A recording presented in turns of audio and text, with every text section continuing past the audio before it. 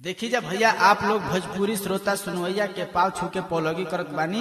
ए होली के मस्त महीना में एगो होली के एल्बम आप सबके सामने प्रस्तुत करत बानी, जेकर निर्देशक डॉक्टर मिथिलेश राय के आशीर्वाद से हम ई एल्बम गावे जा रहल बानी। हमारा आशा न पूर्ण विश्वास बा कि आप सबके पसंद आई और एक लेके सुनो।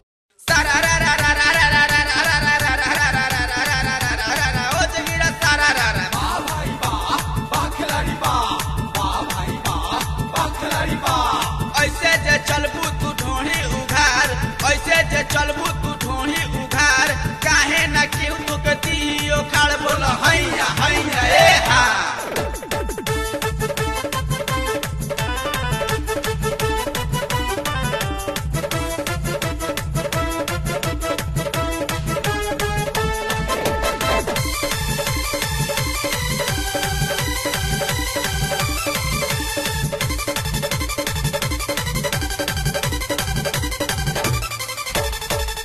में डाल बना हो रंगावा, ओही में डाल बना, ओही में डाल बना हो रंगावा, ओही में डाल बना।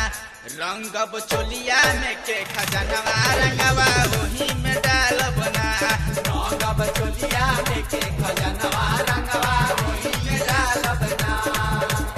ओही में डाल बना हो रंगावा, ओही में डाल बना, ओही में डाल बना रंगब चोलिया में के खजनवा रंगवा, ओही में डाल बना। रंगब चोलिया में के खजनवा रंगवा, ओही में डाल बना।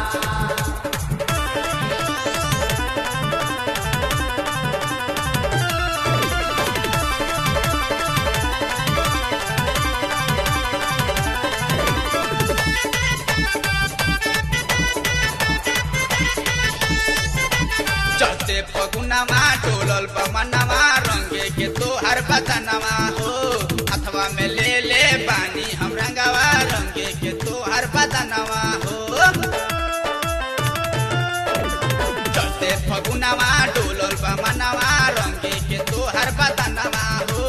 हथवा में ले ले बानी हम रंगवा, रंगे के तोहर बदनवा हो। ओही में डाल बना हो रंगवा, ओही में डाल बना, ओही में डाल बना हो रंगवा, ओही में डाल बना। रंगब चोलिया में के खजनवा रंगवा, ओही में डाल बना। रंगब चोलिया में के खजनवा रंगवा, ओही में डाल बना।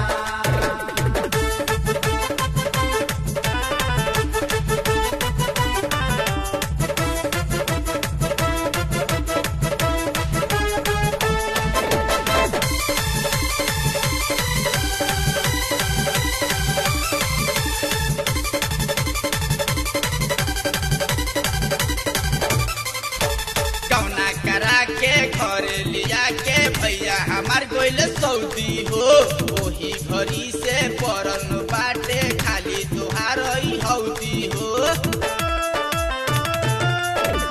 गौना करा के घरे लिया के भैया हमार गोइल सऊदी हो। ओही घरी से परन बाटे खाली तुहार हौदी हो। ओही में डाल बना हो रंगवा, ओही में डाल बना, ओही में डाल बना हो रंगवा, ओही में डाल बना। रंगब लहंगा में के समनवा रंगवा, ओही में डाल बना। रंगब लहंगा में के समनवा रंगवा, ओही में डाल बना।